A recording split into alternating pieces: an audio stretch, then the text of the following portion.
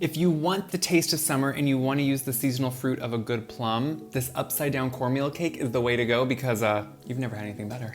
Plums have a short season, so you want to make sure they're ripe, and my tree is producing so many this year. So just slice them in half lengthwise, and you can get different colors. Don't worry about what plum you have. Take out the pit and then just slice them into nice wedges. I usually quarter each half to get a total of 8 slices per plum. Line the plums up in this parchment-lined, greased cake pan. I don't overlap them, I just put them right beside each other. I feel like peaches, they get all the attention right now. I mean, their marketing team is really good. Plums, they need some new marketing, and guess what? This cake is the gateway to get into plums. They're really delicious, and it's a great way just to enjoy maybe a fruit you don't have all the time. There's lots of varieties of plums, and you can even go and use a plum cot. It's a plum and an apricot. You can use any of those. Really, this works with any stone fruit, and it's gonna be delicious every time. When I get to the center, you might have to just kind of overlap so they look nice. You want that nice concentric circle because it just presents better once it comes out. Before we're done, we top them with some brown sugar. Think caramelly, just beautiful molasses notes, and it adds a little bit of sweetness. You see those cakes that make a caramel and put them on top of the fruit? They're delicious, but this kind of just cuts out the fact of making a caramel, but gives you a little bit of that idea.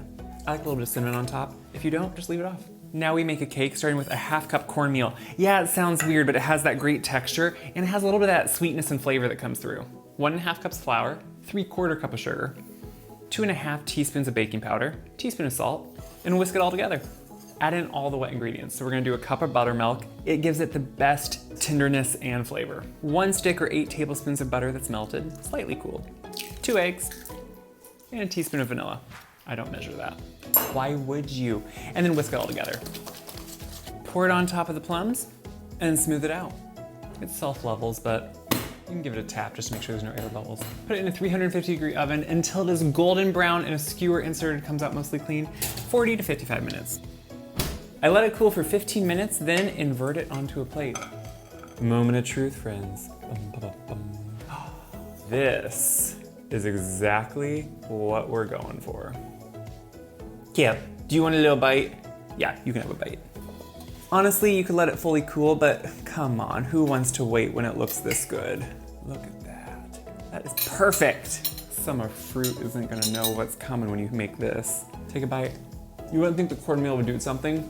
It does, and it's good.